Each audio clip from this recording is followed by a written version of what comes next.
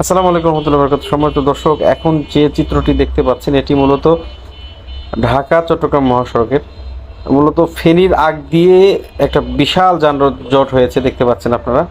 মোটামুটি যানজট, এতে বিভিন্ন জায়গায় পানিগুলো দিয়ে এক সাইডের রাস্তা ফুল ডুবে গেছে, আরেক সাইডে কোনো জায়গাতে হয়তো বা উঁচু হয়ে আছে, আবার কোনো জায়গাতে ডুবে গেছে। এরকমভাবে লালপুরের আগে, অর্থাৎ লালপুরের হচ্ছে মোটামুটি প্রায় 10 কিলোমিটার আগে এই চিত্রটি নেওয়া। এবং দেখতে পাচ্ছেন চতুর্দিকে খালি পানি, বাড়ি ঘরের কোনো চিহ্ন শুদ্ধ নাই। এবং আশেপাশে যে যে স্থাপনাগুলো ছিল এগুলো প্রায় অর্ধেকেরও বেশি ডুবে গেছে।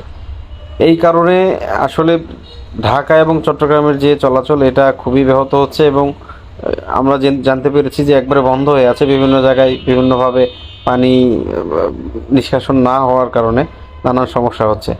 তো সব মিলিয়ে আসলে আমরা যেতে পারলাম না। আমরা আসলে যাচ্ছিলাম ঢাকা চট্টগ্রাম থেকে